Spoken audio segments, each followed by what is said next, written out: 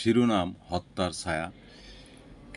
ভূমিকা: বর্তমান সমাজে হত্যা ও রাহাজানি যেভাবে বেড়ে চলেছে, মানুষের জীবনে নেমে এসেছে নিরাপত্তাহীনতা, ভয়, আতঙ্ক আর অস্থিরতা ঘিরে ধরেছে চারপাশ।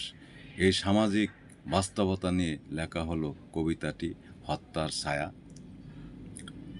রাস্তায় রক্ত, শিরায় ভয়, নিরীহ মুখে কান্নার ঢেউ। পুলিশও এখন নীরব হয়ে দেয় না জবাব, বলে না কেউ। চোখের সম্মুখ খুনের ছবি, টিভির খবর, আতঙ্ক জাগে। রাতের পথে সকালবেলায় নামে দুর্বৃত্ত, গায়ে লাগে। চুরি, রাহাজানি, খুনের ঢল, শাসক পক্ষ ব্যস্ত হালায়। আবার কোথাও শিশুর লাশ কেউ বা ধরে পুড়ে ফেলায়। মায়ের কোলের শান্তি গেছে, গুম হারালো কিশোর তরুণ। ভয় ভয় করে কাঁপে মনটা, কোথায় শান্তি, কোথায় দরুন।